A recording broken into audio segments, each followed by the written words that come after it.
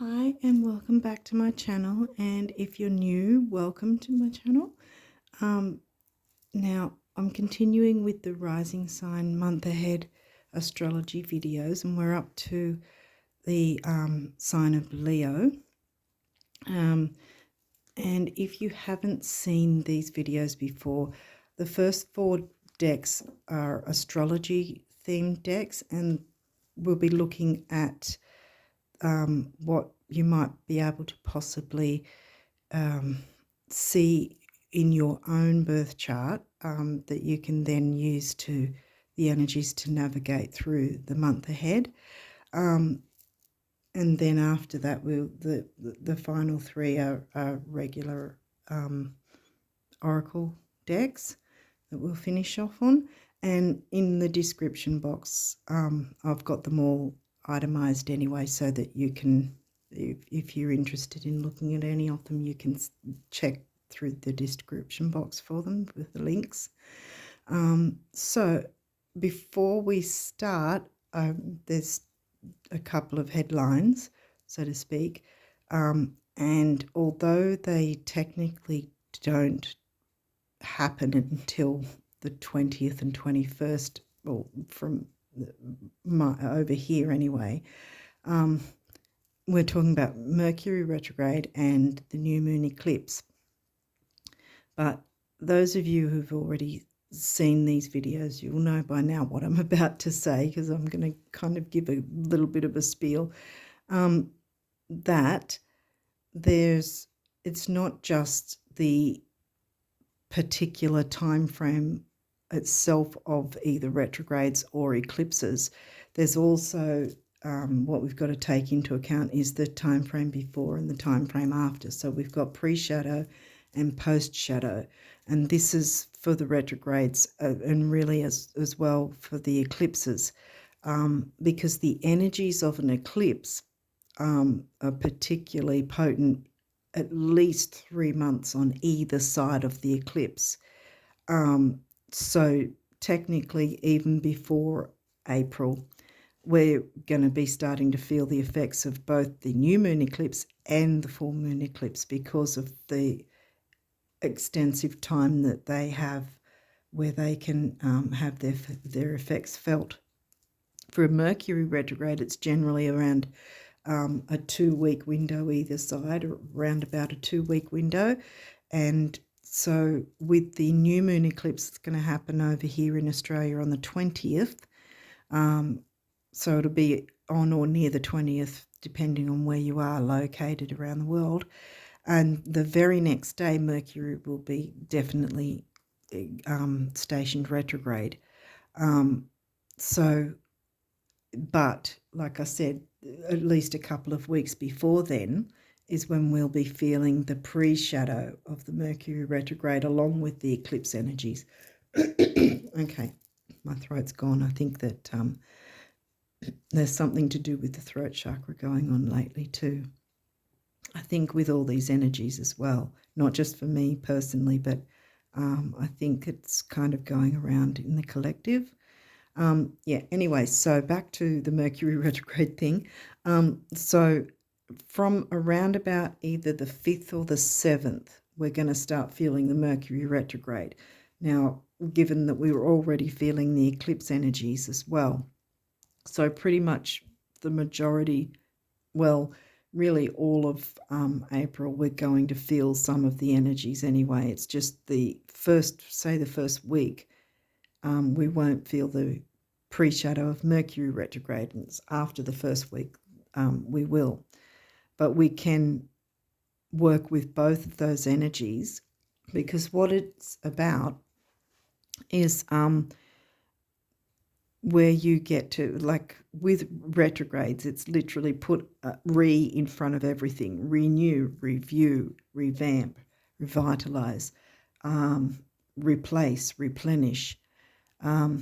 If you can get in that sort of mode of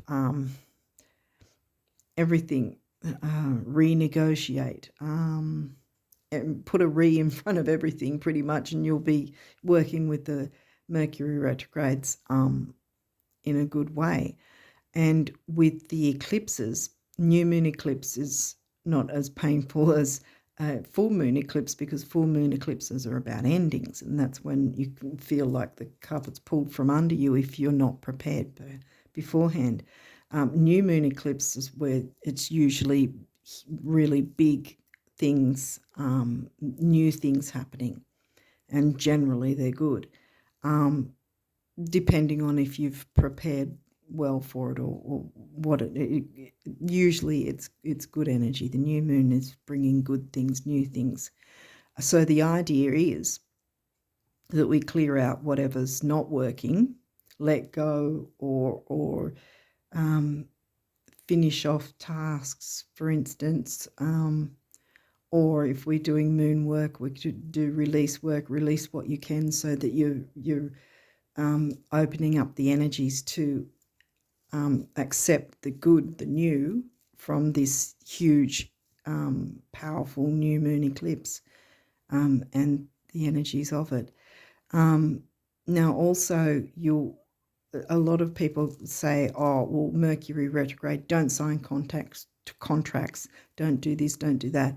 But we can't live in fear of these energies, because they are actually for our good, to move us toward a better, more improved life. They're for our benefit, they're for our betterment. So say, for instance, because, well, firstly, with contracts, if you're needing to do something in that area and you're a bit worried, as long as you are thorough and you reread, cross your T's, dot your I's, as long as you've done all you can in that way, so that you've got yourself covered with any contracts that you might have to sign, then you're pretty much fine from there on, because Mercury retrograde will help you to move forward. Say, like I've been explaining with the other rising signs, the same sort of thing, because it doesn't matter what sign, it's still the same sort of topic thing. Say you've got a car that's, the wheels are shaky and about to fall off, or something mechanical needs fixing, but you think, oh, Mercury retrograde, I can't do it because Mercury retrograde, when in fact Mercury retrograde, if it could talk, it would be saying, I want to help you to fix this. I want to help you to improve things. Or if you've got a car that's on its last legs and there's no possible way of repairing it, but you want to get a loan to get a new car, but you think, oh, well, I can't sign a contract because Mercury retrograde, when in fact Mercury's going, I want to help you look for the perfect car for you. I want to guide you to look for some cars that you and settle or decide on one that makes you happy, that you want to have, that will improve your life, improve your quality of life. And that goes for houses as well. If you're, whether you want to rent something or buy something, if it is to improve your life in a way that's taking you out of difficulty and moving you and you and perhaps others as well, if it is improving the quality of life for yourself and others, that's when Mercury retrograde and the eclipses are going, yay, this is exactly what we want to do. We want to work with you. They're not here to punish you. These energies are not here to punish us.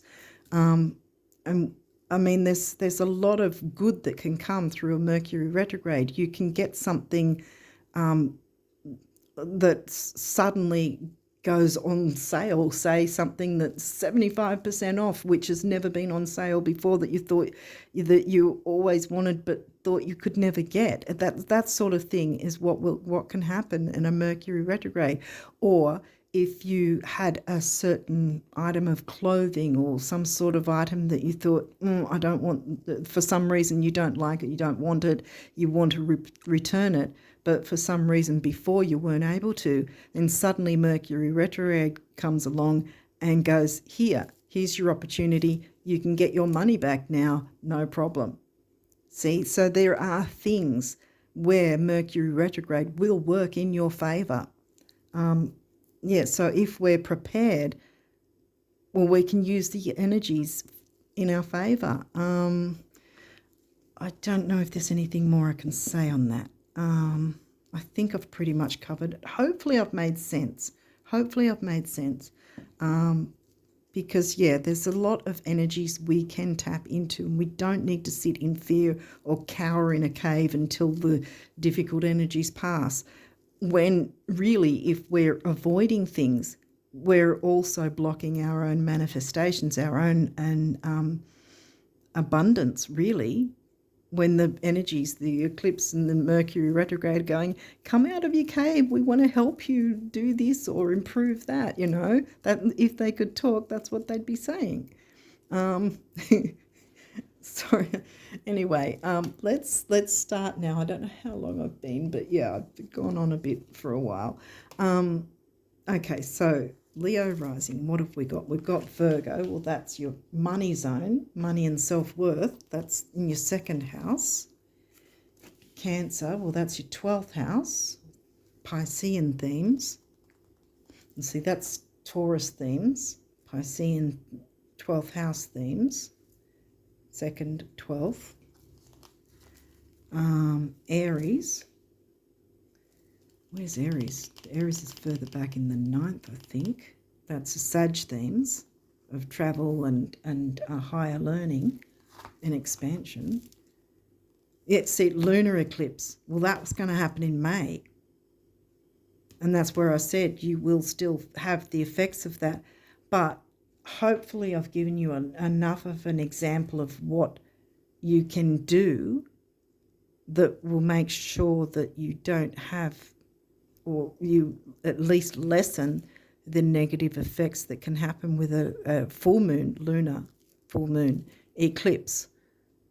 Because if there's something or someone you're holding on to, maybe, if it's a habit, an addiction, a way of doing something that is not in your best interests, it's blocking your abundance, holding you back in some way, sabotaging you, self-sabotage even. We've got 12th house, Piscean, Neptune themes, self-sabotage is one of them. If there's anything like that, now's the time to work on it, because May is when the lunar eclipse comes, and you believe me, you don't want to do nothing and then have it rip the carpet from under you before you know what's gone on. When you're hit with a lunar eclipse, it's not pleasant, let me tell you. I've had a couple of them, and it's like the earth has just opened up underneath me and is about to swallow me whole. It's a terrible experience. You may have gone through it. It's like a tower moment in tarot. It's the same sort of thing.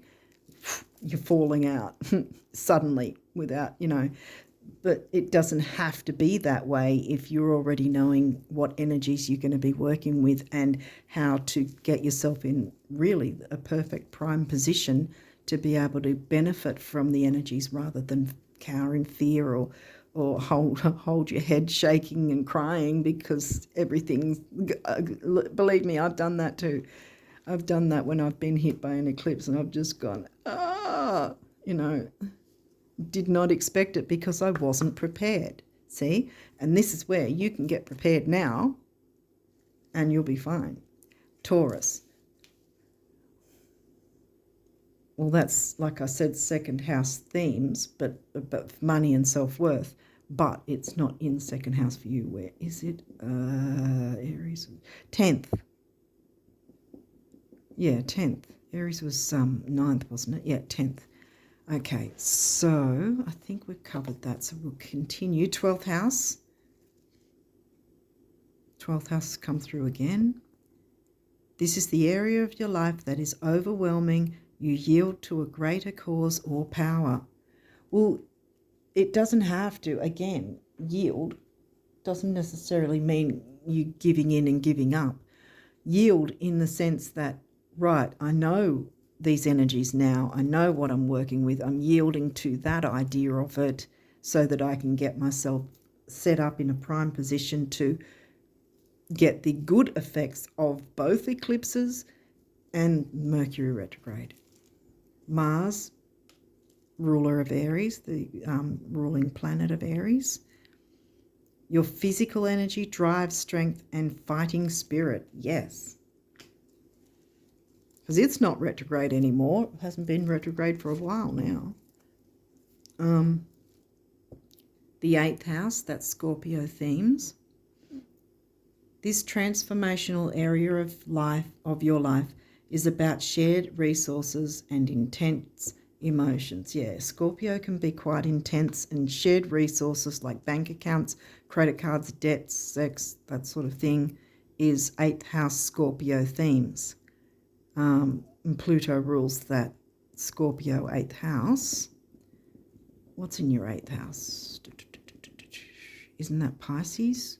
Which is 12th house, Neptunian themes. Sagittarius. This energy imbues power. Here we go again. See, we've got lots of power. And look, you're Leo, Sun ruled Leo, Jupiter ruled Pisces, Mars ruled Aries. You've got all the fire. You've got lots of fire coming through for you here. I think that's pretty darn good, actually. This energy imbues power, superior confidence, and enthusiasm with faith, good fortune, and authority. Yay. Yes. Be your own boss. That came out. Why did I want to say that? Did anything 10th house? Yeah. Boss up. 10th house, Taurus. Be your own boss. You've got that power. You've got the backing. Okay, so we've got Scorpio coming through.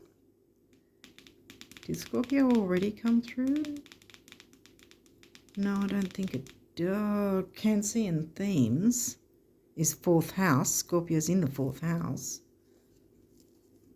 Pisces, well, we already got that as well. 12th house. The animal, the mystic, the animal. Yeah, allow your inner animal to come out, I think. You've got so much fire coming through here. Okay, Sun, your ruling planet, being, creativity. Okay, opposition, balance. Oppositions and squares are often known as difficult aspects. Yeah, and if you're not already aware of it, say this was your birth chart, and right, see how that's blank in the middle of that circle. Well, that would be where you would see a whole bunch of lines everywhere. Some might be coloured, but you'll also see small shapes, and you might see some shapes like this as well, and they're called the aspects, and they will show where planets are lining up and aspecting each other and so forth. An opposition exactly is that, like it's from one side of the chart to the other, no matter where. So it's easy to find an opposition. So you say you've got one planet here, Saturn here, and Jupiter there, or Venus there. If they're completely opposite in the chart, then they're in opposition. And it's a matter of finding a balance between the two. As it says, balance. Aries, here we go again. We've got Aries twice, Mars ruled, the radical. And here we go again, yes. So it's like it's sort of asking you to step up and be the radical. Look at all this fiery power, the power, confidence. You guys are Leo. You're known for confidence. And if you don't have it, it's time you got it. Look at all this. Mars, goodness, it just keeps coming. 2nd house. So now we had 2nd house themes with Taurus. Did 2nd house come through? Yeah, Virgo. Money and self-worth is the Taurus themes, and it's in Virgo for you. Okay, so now we'll jump into these. You've got a few of these. These can be upright or reversed. We'll walk through. If that happens, we'll have a look. Well, boom, we've already got a reversal. So this is Venus, beloved.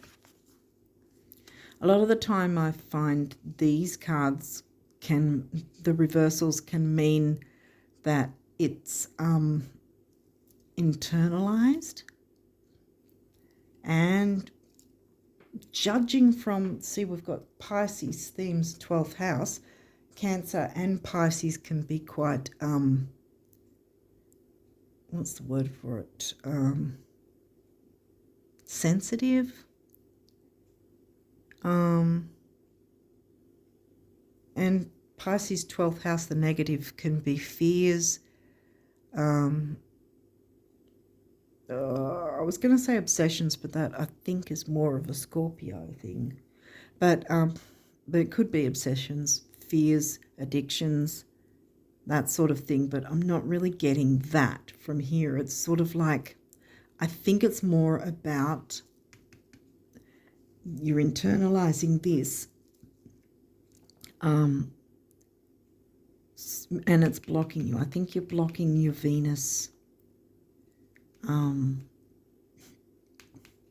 like love, luxury, that sort of thing, perhaps because of your fears.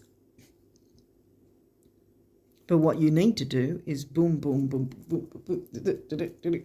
See what I mean? It's all, what needs to happen is you step up and have that Leo confidence, because there's so much fire here saying go for it.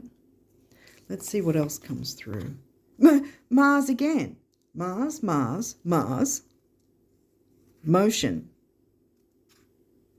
Look at that. That's a strong theme right there. What else have we got? Okay, we've got Sagittarius in reverse, expand. Well, that's, again, we've got Sag.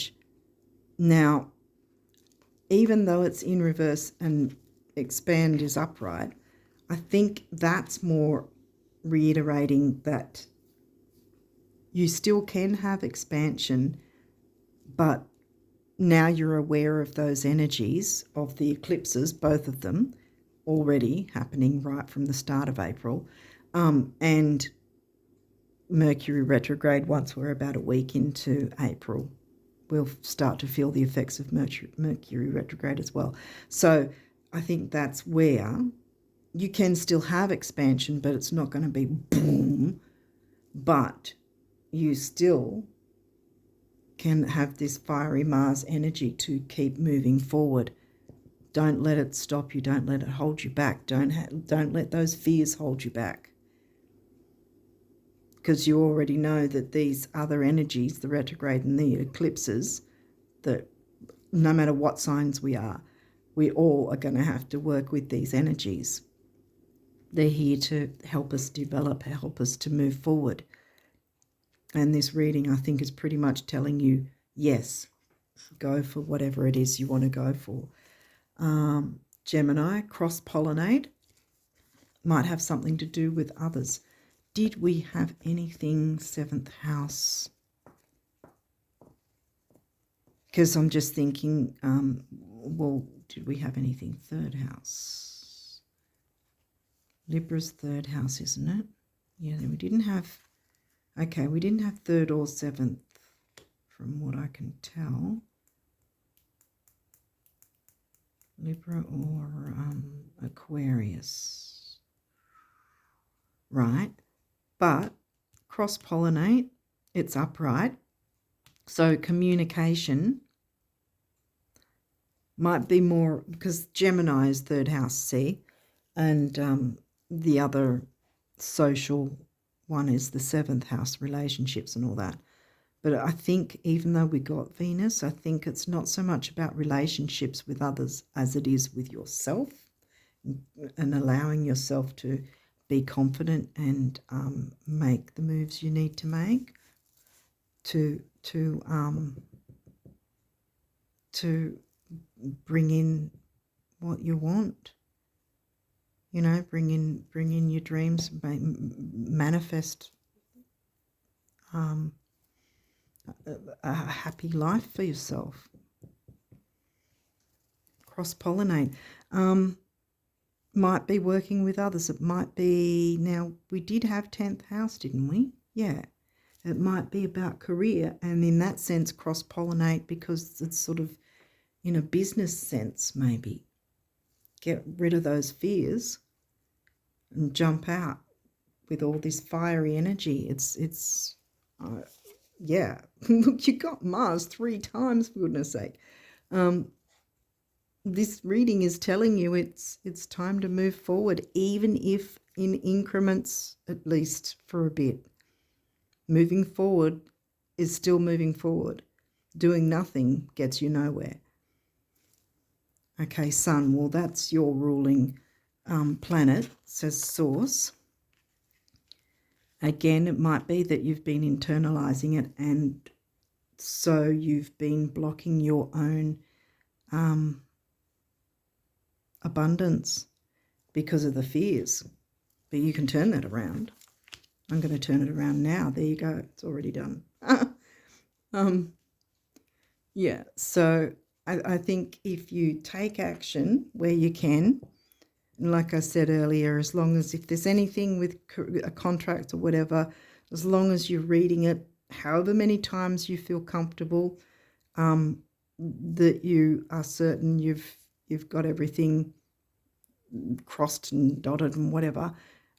If you have any concerns, get some advice where possible, so that you don't go signing something that you're not completely sure of.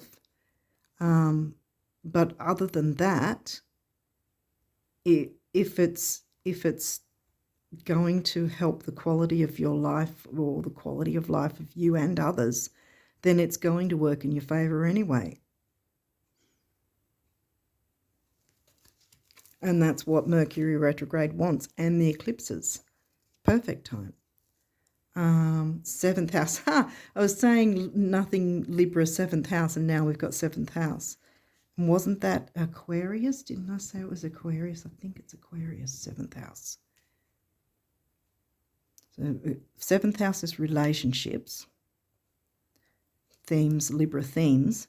It's in Aquarius, which reminds me of this card anyway, even though that's Scorpio, because Aquarius doesn't want to just conform to everyone's standards. Aquarius does its own thing regardless, and that's perhaps what you need to do in a sense. Not that you want to be completely disregarding other people's feelings, but don't disregard yours either. Don't allow yourself to sit in any fear if that's what's been holding you back. Go forward. You can still make progress quite a lot, even with these eclipses and the retrograde. Okay, what's this last card? Libra, we've got that in reverse. Balance.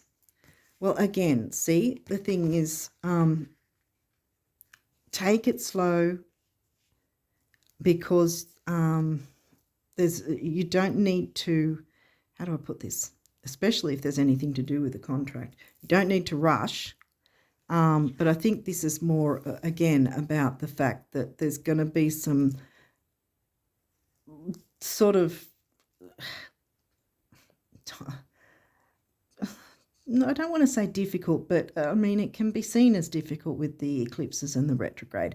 But I mean, these are different energies that we all, no matter what signs we are, we all need to deal with. And so I think that's why this is in reverse in that sense, because we've got to deal with these retrogrades. So everything's not going to be upright, so to speak. So if we're already aware of that, then this isn't going to be a negative thing for us, because we're already going, okay, so we can move forward, but we've also got to make sure we balance all those other energies, which is going to be a big call for all of us anyway. But as I said earlier, you can use them to your advantage. You can. As long as there's nothing you're holding on to, like nothing, or if there's something or someone, I don't know if I already said it in this one or not, but if there's something or someone that you know, if you're honest with yourself, that is holding you back, that isn't good for you, that's possibly harmful in some way, if you're holding on to it and you're not willing to let go, that's when the lunar eclipse will come through and go, well, if you're not doing anything about it, here we go, I'm taking it out of your way so that you can move forward. The problem with that is because we're not prepared, it can be like our whole world is just falling apart all of a sudden, like the tower moment. See what I mean? So it's a matter of finding that balance with all these energies, because they're going to be here anyway, so we can't avoid it. We can't hide in a cave or under a rock until it all clears. And why should we anyway? Because these energies are for us to move our life forward in a better way for ourselves. Yeah, so you can take action.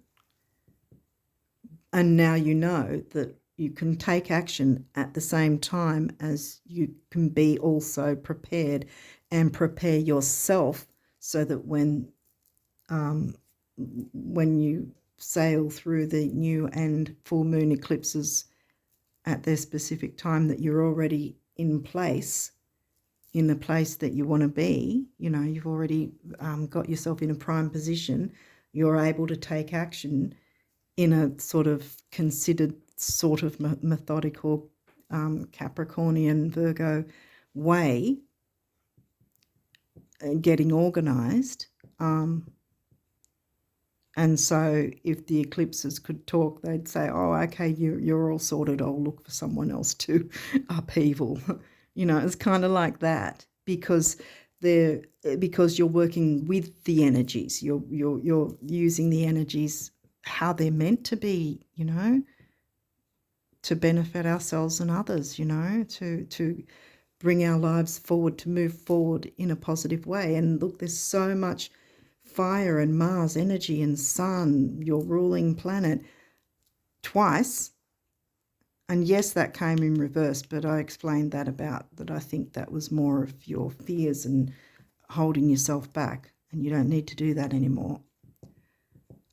Hopefully that's made sense, that you can move forward as long as you're aware of the energies, and that you're also getting yourself positioned so that you can take advantage of the energies of the Mercury retrograde and both the lunar and new moon eclipse energies. Hopefully I've explained it well enough. Okay, we'll go on to your numerology now for the Leo risers. What do you guys need to know for April? Okay. Anything else? Is there any other messages? Yes. Okay. Hang on. Got 'em. Right. Let's have a look at those.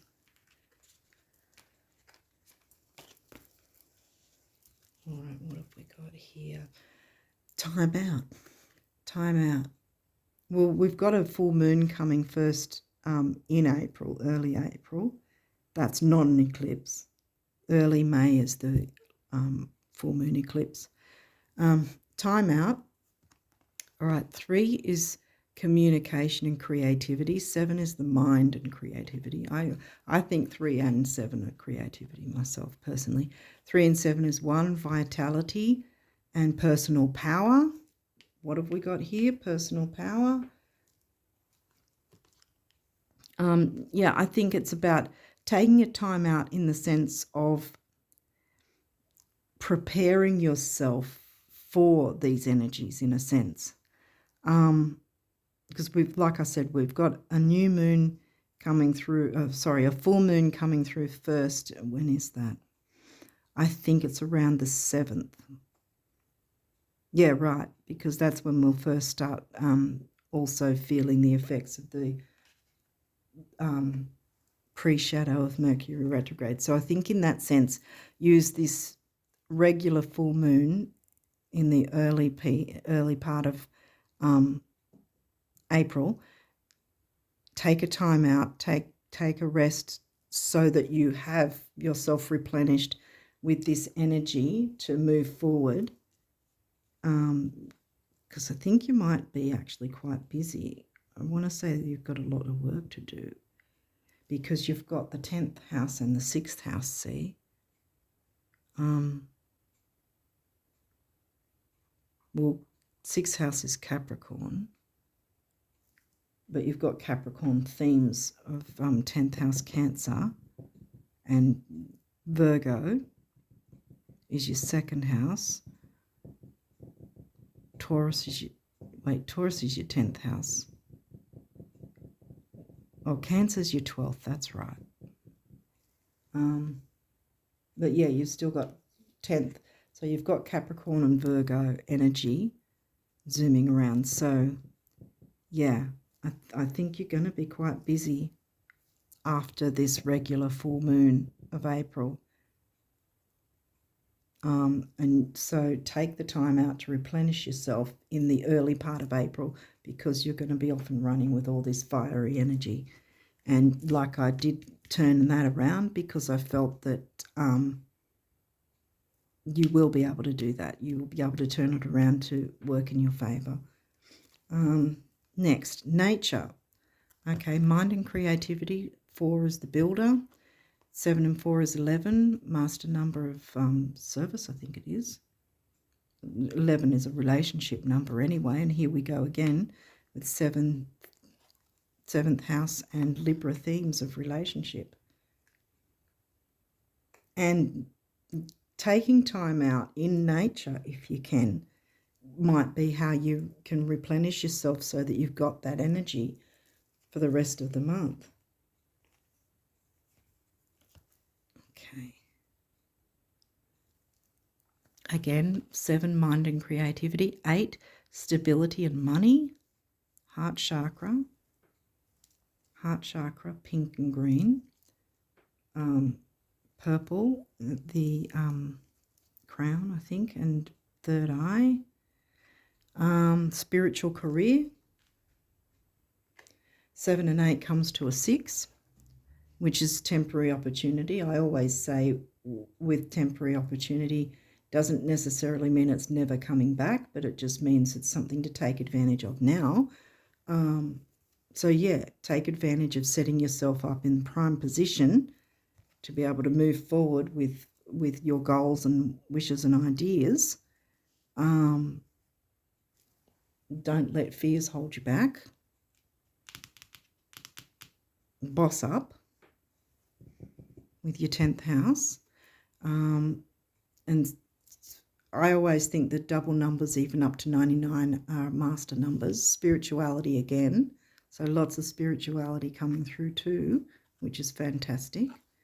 And that's the positive of one of the positive parts of Pisces 12th house Neptune themes as well. And it's right there. See, right there with them. Mind and creativity doubled. And 2 7s comes to a 5, which is freedom. So by setting yourself up, moving forward, not giving in to fears, but using the spirituality side of it, tapping into that, you're going to get yourself empowered. But yeah, take that in the early part of April, and then you're off and running, boom, for the rest of the month. Yay. Okay, so this deck, if you haven't seen these readings before, this deck is set out as if it's the universe speaking to you about the about abundance for you. And this is for the month of April, so what abundance messages. And I always forget to say too, because they're quirky type messages as well. So, yeah. Just go with it. So what abundance messages can the Leo risers get from the universe? There's one. Oops.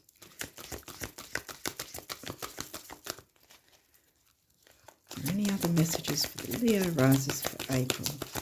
Abundance messages for the Leo risers. Okay, I'll read this first. Which way does it go? That way.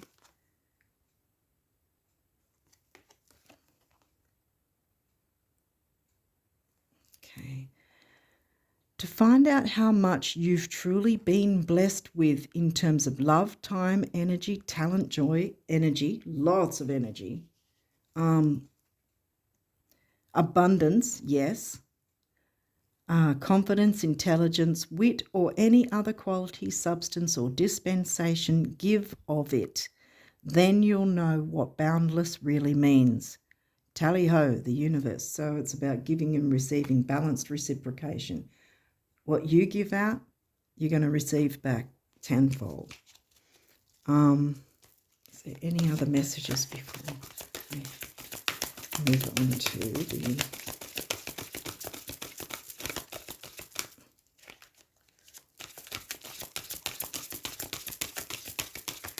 I think that's it. I think that's only the one here. Yeah.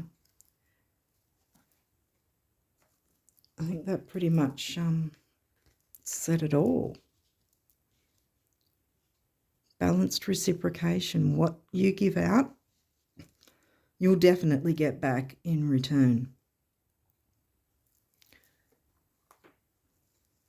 And yeah, if you're looking for a spiritual career, that's going to, in some way, have to involve others. There's your relationships thing, your 10th house, money, self-worth in your 10th house, yay. Because that's the Taurus themes is what I mean. Okay, guardian angels, they want to tell you a few things here by the looks of it. Any other guardian angel messages for the Leo risers? Any more, just in case. No, okay. Okay, so this is sort of, wow, yes. Woohoo! Yeah, I think that it's to the point here. Lots of energy. Move ahead with what you want because the universe is backing you up. Yay. Okay, breakthrough. I don't know if you were able to see it, but it's not clear when I look through. How many beautiful, heartfelt wishes have been crushed by fear? Yes. How many times has society's voice of disapproval cast a shadow on your dreams? It is time to break free of these false beliefs and realize your dreams. Allow your heart to guide you. Trust your inner guidance. The time is right. Spiritual career. Trust your inner guidance. Yay, yes, absolutely. Look at all this Mars energy. The Sun and Mars backing you up. Boom, yes. And then we've got positive outcome. At this very moment, you are sowing the seeds of your future through your thoughts, feelings, beliefs, and attitudes, whether through love, fear, or indifference. You are always creating something. So remember to keep your thoughts, beliefs, and attitudes positive, and you will create a positive outcome. Exactly. Look how much, like this spiritual career, and yay. You got a lot to look forward to, and yeah, like I said, take some time out if you can get into nature somehow, if you can go in nature somehow. I think that's going to fill your cup, get you replenished, and then you've got the Sun and Mars and a lot of fiery action energy that wants to work with you. And hopefully I've given you enough ideas on how you can work with the eclipses and the retrograde energies to your favour, for yourself and others even. Spiritual career is obviously going to involve other people too. Can't really have a career without some form of relationships with others. So yeah, I think this is fantastic. You're going to be the boss of your own life. You'll be off and running after you just make use of the full moon energies in the early part of the month. Around the 7th, I think, is the regular full moon. And like I said, around the 20th is the new moon eclipse. And then directly the day after is the actual Mercury retrograde. And like I already explained, you will already have those energies. You'll be feeling at least, with the eclipses, you will be feeling it right from the start of April. But a week into April, pretty much around the full moon, is when you'll start also feeling the Mercury retrograde. But hopefully I've given you enough ideas on how you might be able to work with those energies in a methodical way that is going to benefit you and others. Yay. Okay, on that note, I wish you all the best of luck with April and the eclipse season, even into May. But yeah, I think you've got it covered, my friends. All that fiery energy just wants to work with you. And so does Mercury retrograde and the eclipses. So go for it. Take your time out at the start and then go for it after that. Oh, I think this is fantastic. Okay, I'm getting fantastic energy from it. I wish you all the best of luck for April. And until next time, bye for now.